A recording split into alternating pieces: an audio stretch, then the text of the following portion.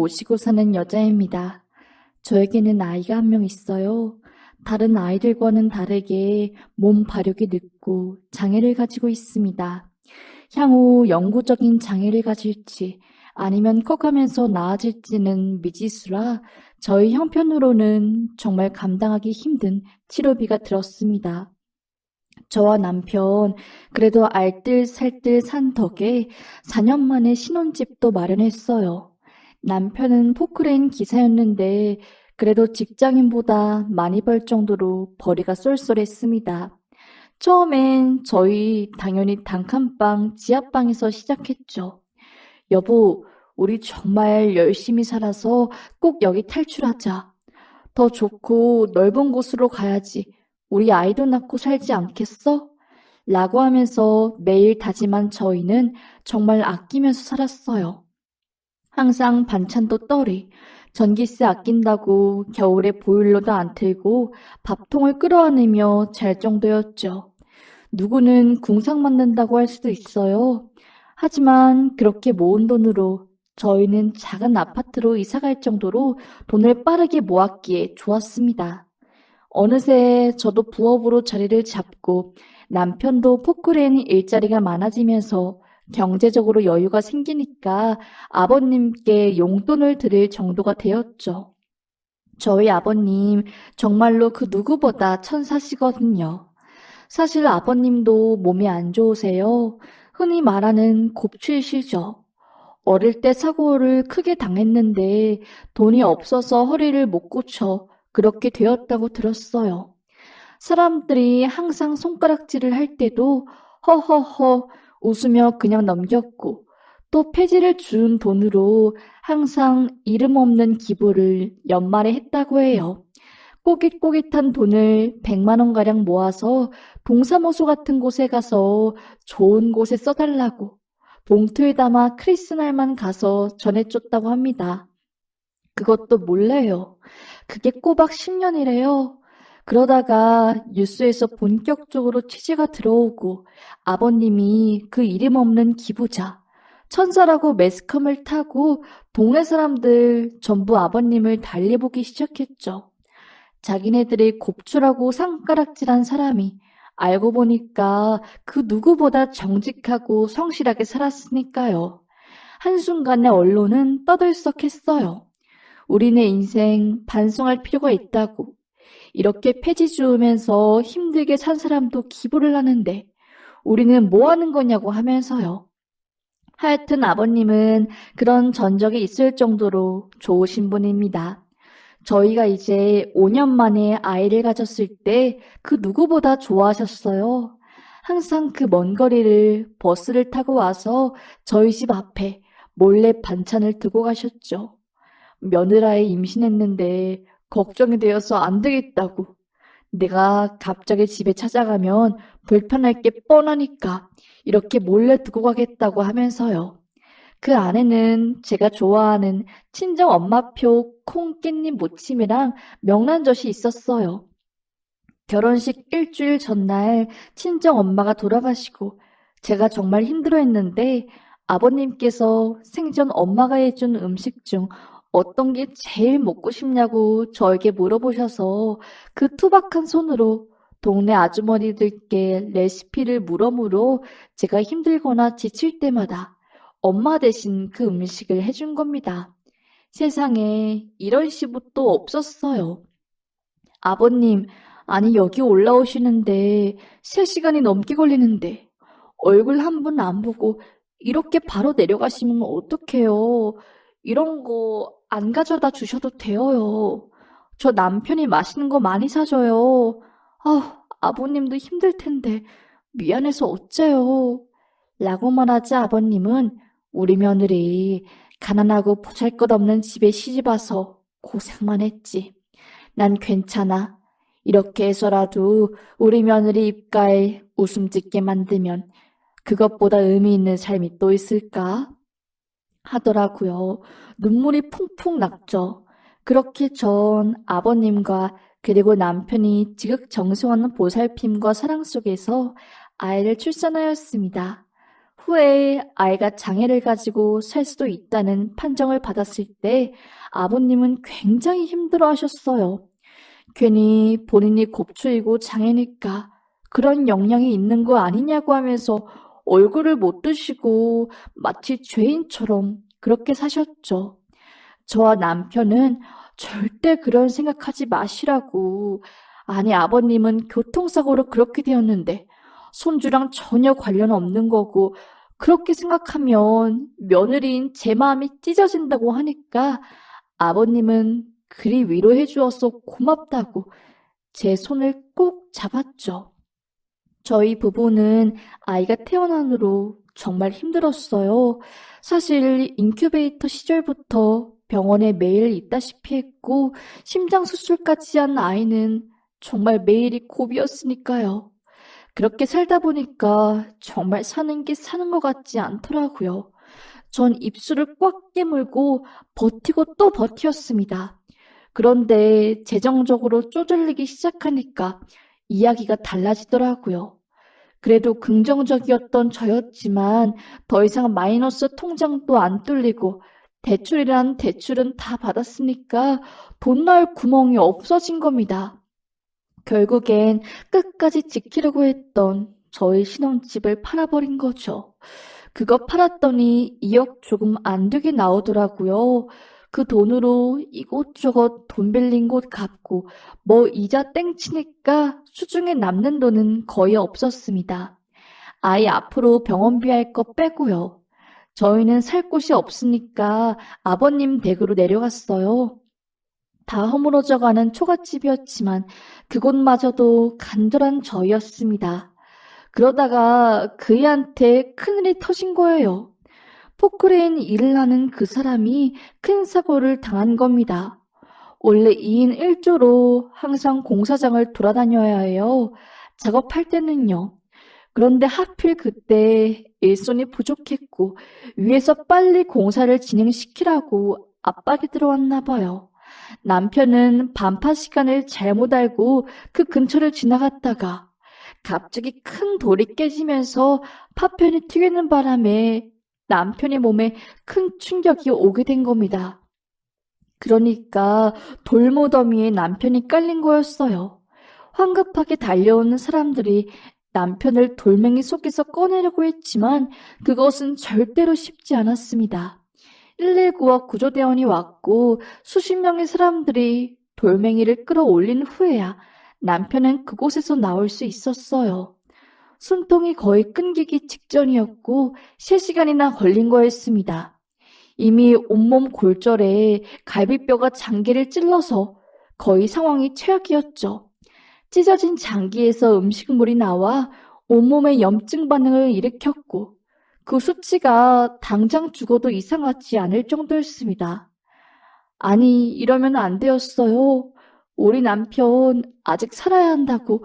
이렇게 아픈 아이를 나한테 맡기고 가면 안 된다고 하면서 말했지만 미동도 없었죠. 대수술 끝에 남편이 정신을 차리게 되었지만 그때의 충격 때문인지 전혀 아무것도 기억하지 못했어요. 심지어는 제 얼굴까지요. 의사와 언어치료사가 그러더라고요. 전두엽 쪽에 기억을 담당하는 쪽이 손상되어서 지금 일시적으로 이런 현상이 있는 것 같다고 시간을 두고 기다리라 했죠. 그건 그렇다고 치고 남편이 앞으로 걸을 수 없게 될까 봐 걱정이었어요. 매일을 기도했습니다. 사실 전 정말 힘들었어요. 남편과 아들 둘 다 병원 신세에 당장 돈도 없으니까 죽겠더라고요. 이렇게는 안 되었습니다. 제발 남편한테 일어나라고 소리쳤어요. 다행히 남편은 저의 간절함을 알았던 것인지 힘을 내더라고요. 의사는 회복 속도가 굉장히 빠르다고. 일단은 온몸 골절에 장기 손상이 심해서 당장 퇴원은 힘들고 한 1년을 바라보면서 천천히 생각해 보자고 하는 겁니다. 전 그 말이 얼마나 위로가 되는지 몰랐어요. 남편 얼굴을 보며 우리 할 수 있어, 이겨내자 하면서 전 남편의 병수발을 시작했습니다. 정말 창피하지만 생활비 충당하겠다고 초등 동창, 중등 동창, 고등 동창 할 것 없이 전화를 돌려서 돈을 빌렸어요. 친구들 처음에는 제가 미쳤다고, 노름 때문에 이렇게 돈 빌리고 다닌다고 했지만 제 사정을 알고는 서로 울면서 왜 솔직하게 말 안 했냐고 하며 한 푼, 두 푼 빌려주었습니다. 병원비는 그래도 보험이랑 건설회사 쪽에서 충당해 주었지만 식비나 그런 것은 없었으니까요. 친구들이 도움으로 그래도 먹고 살 수 있게 되었어요. 1년이 흐르고 남편도 아이도 퇴원을 하게 될 정도로 상태가 좋아졌고 재활치료 후 완전히 퇴원하게 되었습니다. 정말로 저승 입구까지 간 남편이 퇴원을 한 순간 전 너무나 기뻤어요. 남편은 그러더라고요. 여보야, 내가 그렇게 되었을 때 나 사실 저승사자 봤어. 저승사자가 나보고 빨리 오라고 하더라. 그런데 내가 안 된다고, 아픈 우리 아들이랑 아내 아직 두고 갈 때가 아니라고 하면서 무릎을 꿇으니까 한참을 고민하다가 내 어깨를 팍 밀치더라. 그때 눈을 떴는데 병원이었어. 여보가 내 앞에서 울고 있었고 얼마나 놀랐는지 몰라 하면서 말을 하더라고요. 정말 신이 있구나 싶었던 전 하늘에 감사하다고 외쳤습니다. 아버님도 마음고생을 너무나 많이 하셨어요. 손주와 아들이 병원 신세를 지니까 그 긍정적이고 만사태평하신 아버님은 죽도 입으로 못 넘길 정도로 상태가 안 좋으셨죠. 그래도 당신마저 쓰러지면 안 되니까 비가 오던 눈이 오던 항상 종이를 주우며 살림살이에 보태려고 하셨습니다. 그런 일 안 해도 된다고. 내가 이래서 먹여 살릴 거라고 몇 번이나 말했지만 아버님은 아니라고 하면서 거절했어요. 어쨌든 그렇게 저희 가족들 서로를 배려하면서 살다 보니까 어느새 끈끈하게 뭉치게 되었고 아들도 건강을 되찾았어요. 경계성 지능장애를 판정받았던 아들은 다행히 치료를 잘해서 그런 건지 정상 범주로 돌아왔고 심장기능 그리고 밖으로 뒤틀렸던 왼쪽 발도 교정 치료를 통해서 정상인처럼 살 수 있게 되었습니다. 얼마나 기뻤는지 몰라요. 총명하고 똑똑했던 아들은 유치원에서부터 남다른 끼를 보였고 전 그런 아들을 배우시켜야겠다 생각했죠. 항상 엄마와 아빠 그리고 할아버지 입에 미소를 짓게 만드는 아들에게 고마웠습니다. 이것밖에 못해주는 제가 조금은 한심스러웠지만 그래도 더 나아질 미래를 생각하며 현실에 집중했어요. 초등학교에 올라간 아들은 바로 전교 1등을 하면서 친구들의 관심을 한몸에 샀고 또 반장도 하면서 정말 부모한테 걱정 하나 끼치지 않게 했죠. 그런데 어느 날 갑자기 남편이 아들과 단둘이 낚시를 가겠다고 하더라고요. 어? 둘이서 간다고? 갑자기? 자기 혼자 갔잖아. 여보, 내 로망이 아들이랑 낚시 가는 거잖아. 남자들은 꼭 그런 로망이 있어. 이해해줄 거지? 라고 하대요. 당연히 이해해주지. 라고 말했죠.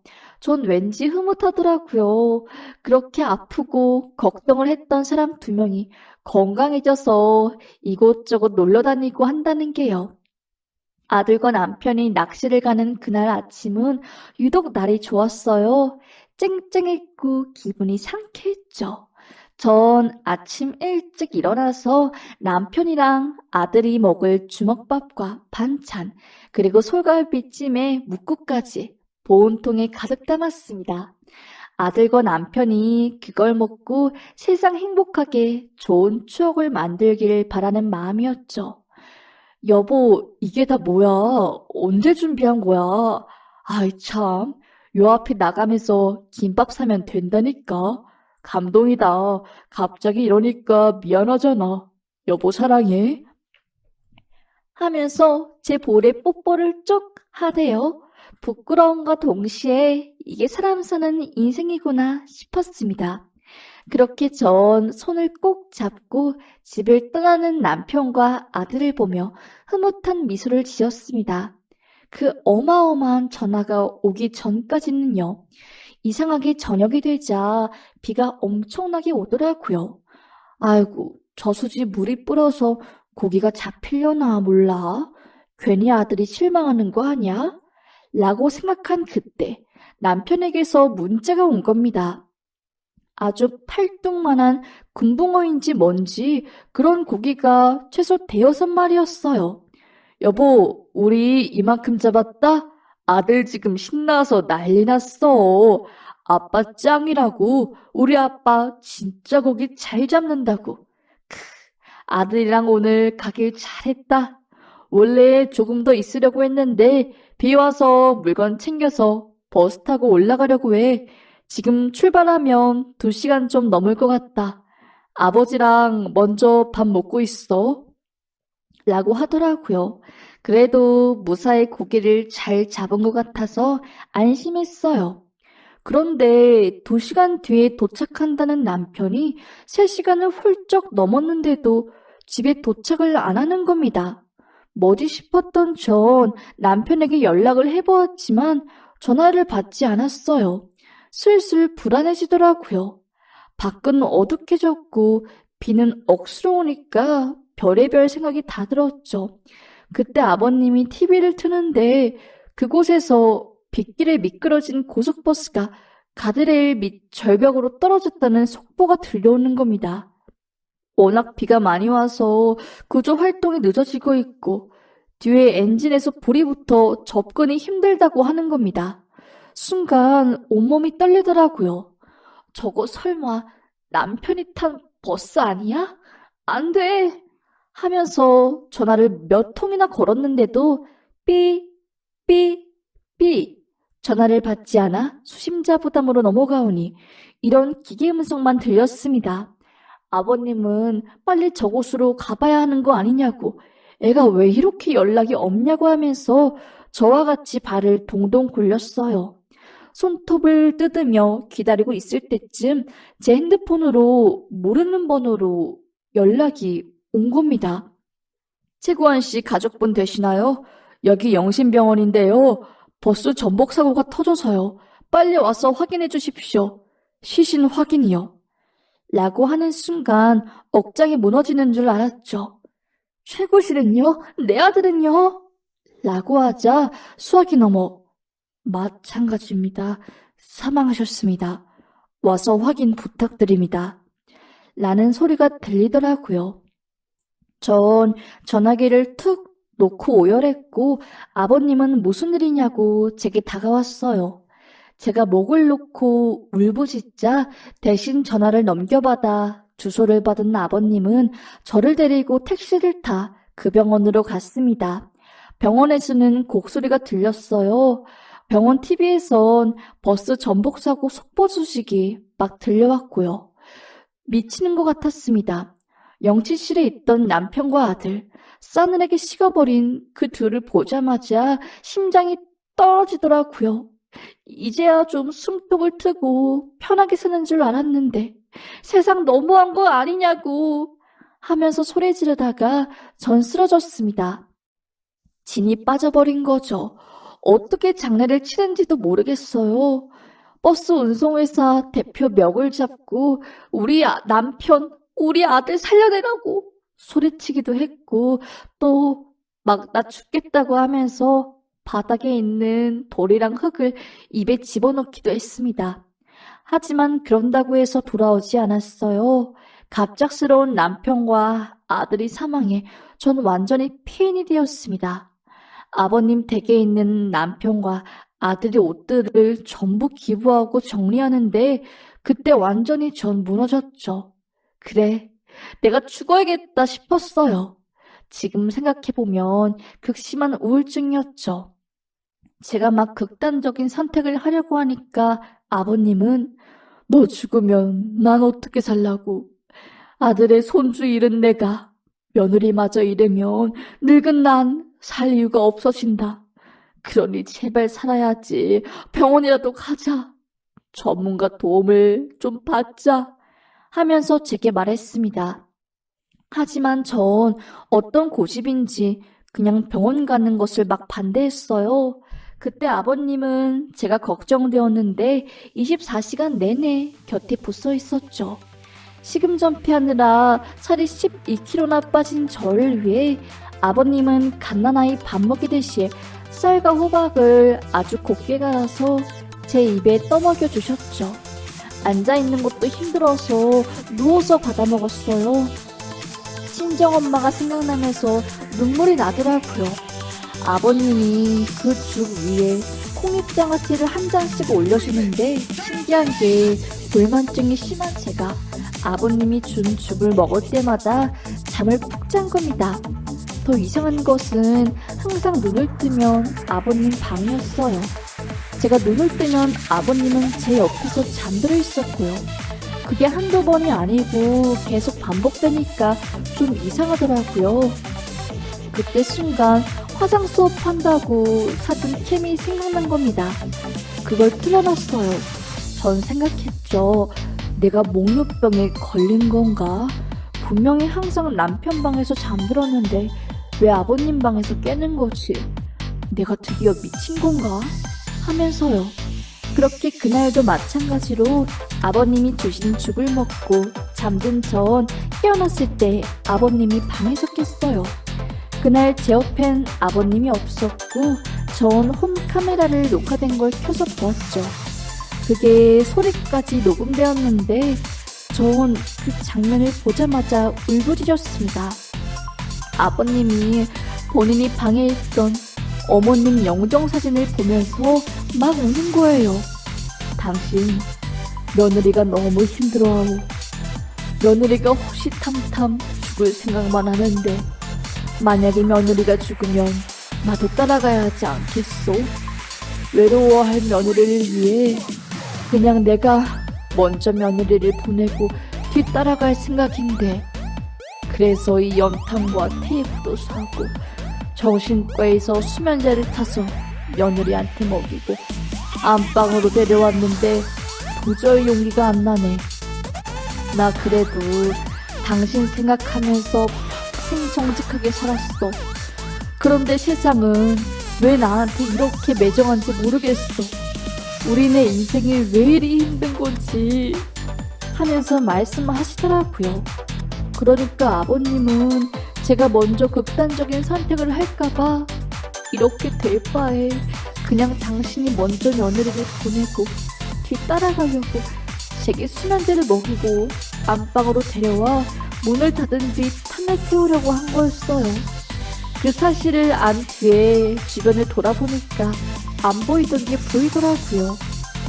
창문은 청테이프로 다 막아뒀고 장롱 옆에 있던 신문지들 안에는 번개탄이 있었습니다. 아버님 어딨어?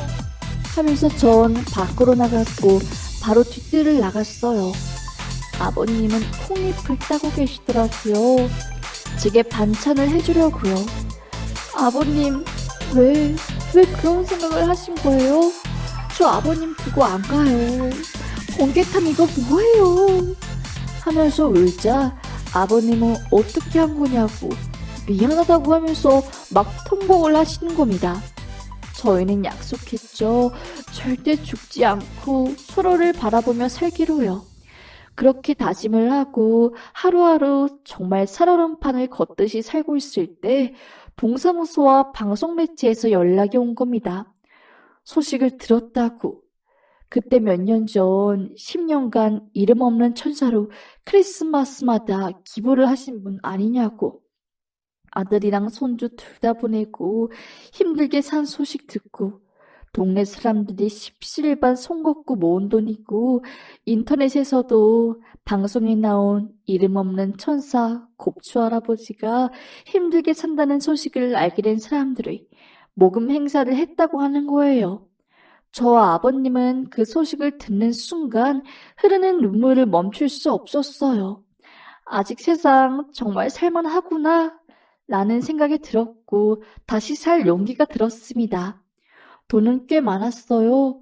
동네 사람들 항상 아버님 곱추라고 놀리다가 아버님이 10년간 원래 기부하신 것 때문에 반성하고 있다. 이렇게 도울 수 있는 기회가 생겨서 자신들이 과거를 청산하려고 돈을 모은 거였죠.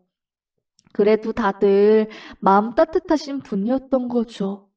그리고 아버님이 나온 그 방송을 본 사람들이 저희에게 100통이 넘는 편지를 써주셨어요. 전국 각지에서 온 편지를 그 방송국 작가를 통해 받아본 저희는 눈물을 흘렸죠. 그 편지를 읽은 순간 저희만 힘든 게 아니란 것을 알았어요. 다들 남들 모르게 가슴속에 아픈 상처 하나씩 두고 살았던 거고, 그렇게 산 거였어요. 세상에 나 혼자만 힘든 게 아니구나. 라는 생각이 드니까 막 살 용기가 생기대요. 열심히 살아서 오히려 그분들께 위로가 되어드리고 싶다고 하면서요. 아버님도 제게 말했죠. 우리가 그래도 인생을 헛산 게 아닌가 보다. 사람들이 이렇게 우리 어려운 것을 알고 돈도 모아주고 편지도 보내주니 말이야. 하늘에 있는 아들과 손주에게 부끄럽지 않도록, 그리고 우리를 도와주신 동네 분들과 시청자를 위해서 행복하고 열심히 잘 살아보자고 라고 하면서 제 손을 잡았고, 저도 눈물을 뚝 흘리며 앞으로 그런 안 좋은 생각 안 할 거라고, 아버님 걱정도 안 끼쳐드릴 거라고 다짐했죠. 전 다시 의지가 생겨서 정신과도 다니게 되었고, 심리상담을 병행하면서 정신적인 트라우마도 무기력증도 정말로 훨씬 좋아졌어요. 진작에 병원에 갈 걸 싶었습니다. 그래도 정신과를 간다고 하면서 사람들이 이상하게 볼 것 같고, 제가 완전히 인생 망한 것 같은 걸 인정하게 되는 줄 알았는데 그게 아니더라고요. 그래도 정신과를 가는 것 자체가 제 삶을 유지할 수 있는 하나의 끈이 돼 주었고, 그리고 또 동네 사람들이 많이 도와준 덕분에 다 쓰러져가는 저희 아버님 집도 허물고 새로 짓게 되었어요. 전보다 훨씬 살기 좋아졌고 모두가 저희를 응원하는 상황이니까 죽을 이유가 없었죠. 그리고 방송을 보신 외과 의사분께서 아버님이 굳은 허리를 조금이나마 수술로 도와드리고 싶다 하면서 연락이 왔어요. 병원비는 전액 지원으로요. 거의 90도 넘게 굽힌 아버님은 그럼 내가 괄에 들어갈 때 이 상태로 안 들어가도 되는 거냐고 하면서 엉엉 울었죠. 그렇게 아버님은 사람들이 도움으로 수술을 마쳤고, 완전히는 아니지만 어느 정도 허리를 필 수 있게 되었습니다. 전 그날 뜨거운 눈물을 흘렸어요. 사람들한테 상처받은 마음, 결국 사람을 통해서 힐링받는구나 하고요. 죽을 뻔한 저를 살려준 사람들, 그리고 아버님까지 너무나 감사합니다. 이렇게 많은 마음의 빚을 지었으니까 전 더 열심히 살아서 앞으로는 그 은혜를 갚아나가는 삶을 살려고 마음먹었습니다. 제 사연을 듣고 계시는 분들 중 힘드신 분이 있으시다면 제 사연 듣고 조금이나마 위로를 받으셨으면 좋겠습니다. 포기하지 마세요. 저 같은 사람도 지금 살아남았습니다. 그러니까 저희 지금은 볼 수 없지만 마음만은 연결되어 있다고 생각하며 살아요. 힘내세요. 제 이야기 들어주셔서 감사합니다.